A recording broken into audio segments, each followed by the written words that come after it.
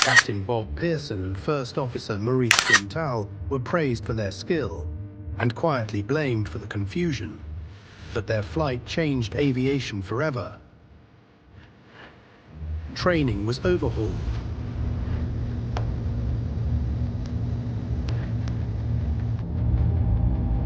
Fuel systems redesigned, and Air Canada's fleet learned a new word: metric. In the simulator, other pilots tried to replicate what Pearson did.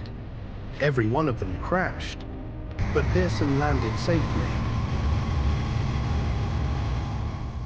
He later said, "I now have the feeling that no matter what, as long as an aircraft stay together, I would get it safely back on the ground." 2 days later, that same Boeing 767 took off again, and it still flies today under one name: the Gimli Glider.